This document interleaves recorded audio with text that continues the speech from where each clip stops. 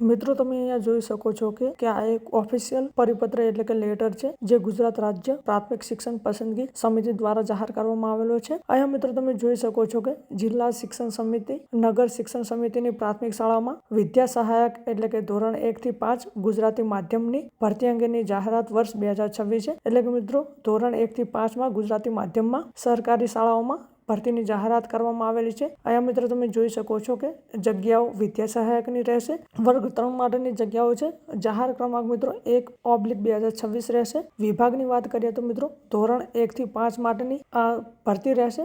માધ્યમની વાત કરીએ તો મિત્રો ગુજરાતી માધ્યમ છે અને કુલ અંદાજિત જગ્યાઓની વાત કરીએ તો મિત્રો 11,000 જગ્યાઓ રહેશે। ત્યારબાદ અહીંયા નીચે જોઈએ તો શિક્ષણ વિભાગના તારીખ 31/3/2026 ના પત્રથી મળેલી મંજૂરી અન્વયે આ જાહેરાતમાં માત્ર કુલ જગ્યાઓ દર્શાવેલ છે। મિત્રો 31/3/2026 ના પરિપત્રથી મળેલી મંજૂરીના આધારે મિત્રો આ કુલ જગ્યાઓ દર્શાવેલી છે। સરકારી પ્રાથમિક શાળાઓના પ્રાથમિક શિક્ષકોના જિલ્લા ફેર બદલી કેમ્પની કાર્યવાહી પૂર્ણ થયેથી તમામ જિલ્લા નગર શિક્ષણ સમિતિના રોસ્ટર આધારિત ખાલી જગ્યાઓની વિગતો મેળવી જિલ્લાવાર તેમજ પ્રાથમિક શાળાવાર જગ્યાઓ પછીથી વેબસાઇટ ઉપર પ્રસિદ્ધ કરવામાં આવશે। મિત્રો શિક્ષકોની જિલ્લા ફેરબદલી થયા બાદ રોસ્ટર આધારિત ખાલી જગ્યાઓ મેળવી અને પછી વેબસાઇટ ઉપર મૂકવામાં આવશે, તો વેબસાઇટ જોતા રહેવું મિત્રો। ત્યારબાદ આગળ જોઈએ તો વધુમાં ઉક્ત પત્રથી મળેલી મંજૂરી અન્વયે હાલ જે ઉમેદવારો DELED ના છેલ્લા વર્ષમાં અભ્યાસ કરતા હોય અને ટેટ 1 પરીક્ષા પાસ કરેલી હોય તેવા ઉમેદવારો હાલ ઉમેદવારી કરી શકશે। મિત્રો જે ઉમેદવારે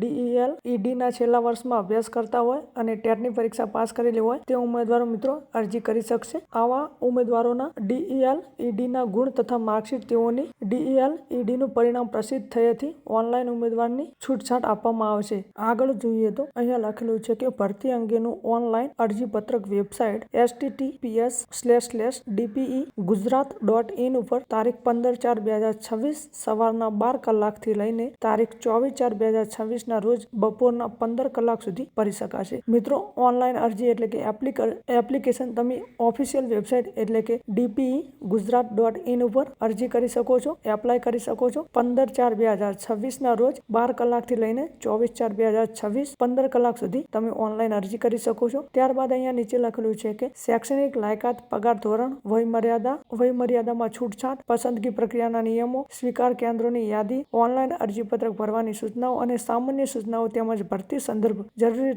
તમામ ઠરાવો પરિપત્રો વેબસાઇટ પર પ્રસિદ્ધ કરવામાં આવેલા છે, તો કાળજીપૂર્વક અભ્યાસ કરી અરજી કરવાની રહેશે। મિત્રો તમામ માહિતી ઓફિશિયલ વેબસાઇટ ઉપર આપેલી છે, તો ઓફિશિયલ વેબસાઇટની મુલાકાત લઈને તમે અભ્યાસ કરી શકો છો તમામ પરિપત્રોનો। સ્વીકાર કેન્દ્રમાં અરજીપત્રક જમા કરવાની છેલ્લી તારીખ મિત્રો 24/4/2026 રહેશે। 17 કલાક સુધી અરજી કરી શકો છો તમે। તો મિત્રો આ તો આપણો આજનો વિડીયો તમને સારો લાગ્યો હોય તો વિડીયોને એક લાઇક અને ભરતીને લગતી કોઈ પણ માહિતી મેળવવા માટે ચેનલને અવશ્ય સબસ્ક્રાઇબ કરજો। ધન્યવાદ મિત્રો, મળીએ નવા વિડીયોમાં।